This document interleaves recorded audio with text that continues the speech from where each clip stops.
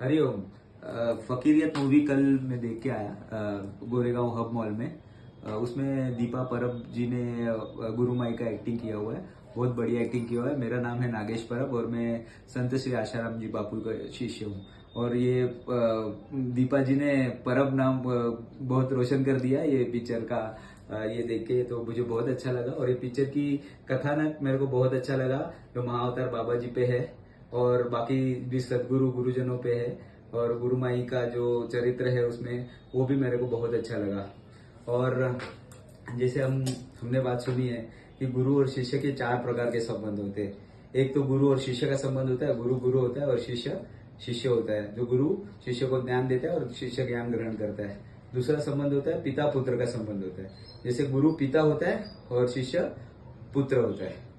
और तीसरा संबंध होता है उसमें गुरु मित्र होता है। मित्र मतलब गुरु और शिष्य में मित्रत्व का नाता होता है। और चौथा संबंध होता है कि गुरु जो है वो पुत्रवत होता है और शिष्य जो है वो पितावत होता है। मतलब गुरु पे अगर कोई संकट आए तो शिष्य का कर्तव्य बनता है कि वो शिष्य गुरु को संकट काल में अपने पुत्रवत मदद करे। तो ये चारों संबंध हमको ये मूवी में दिखाई देते हैं कि शिष्य का और गुरु का संबंध क्या है। और ये सारे मतलब ये जो निगुर है जिनको कोई गुरु नहीं होते वो शायद ये पिक्चर को मतलब ज्यादा समझ नहीं सकते, लेकिन जो गुरु और शिष्य है वो इस मूवी को ज्यादा समझ सकते हैं। और आने वाले काल में अभी भारत की तो परंपरा रही है, गुरु शिष्य परंपरा ही भारत की महान परंपरा है। जैसे अमेरिका में आप देखोगे तो डॉलर्स प्रसिद्ध है। पेरिस में आपका आईफिल टावर प्रसिद्ध है ना।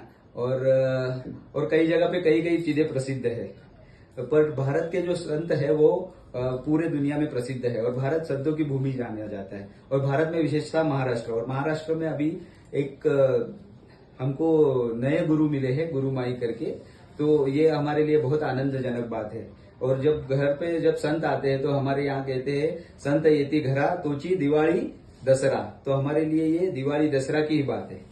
जो हमारे लिए अगर संतों की जितनी भी हमारे यहाँ पे जितने भी संत आए तो हमारे लिए तो बहुत आनंद की बात है। तो ये पिक्चर सभी ने देखनी चाहिए। और जो गुरु शिष्य है, जो भी गुरु शिष्य परंपरा के, उन्होंने तो विशेषकर ये पिक्चर देखनी चाहिए। तो ये मैं ये रिकमेंड करूंगा कि आप थिएटर में जाए या जब भी जैसे भी आपको ये पिक्चर देखने मिले आप जरूर देखिए। हरिओम।